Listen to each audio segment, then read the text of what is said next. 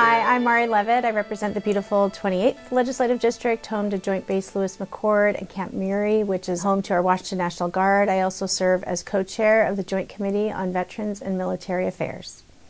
It's critically important that we support our military and veterans families. They provide incredible service to our country and our community, and they sacrifice much in order to be able to do the jobs that they're asked to do and that we depend on to keep our freedoms and our democracy intact. So we're very grateful to them, and it's important in Washington State that we demonstrate that we value their service and do everything that we can to ensure that we're removing the barriers so that they can continue to serve in the way that they are choosing and that we desperately need them to do.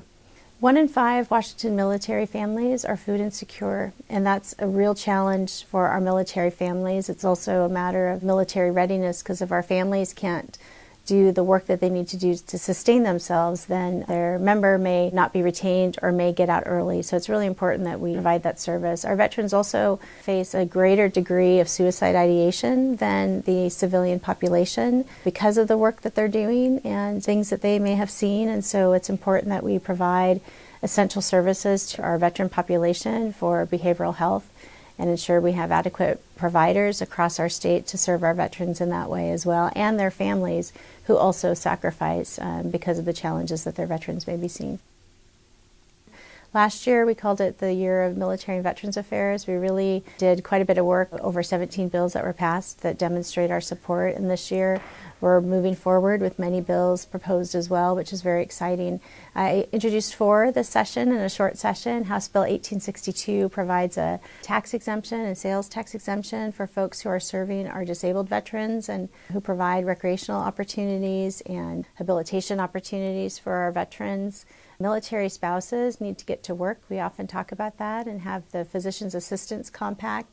That not only addresses our workforce challenge in our healthcare fields, but it also ensures that military spouses who have that background and training can quickly get to work in Washington, which we desperately need them to do. And then really 2 bills next are focusing on our Washington National Guard. Our Washington National Guard members have done tremendous service in our state, whether it's addressing wildfires or flooding. They set up food banks and food security stations for members across our state during the pandemic.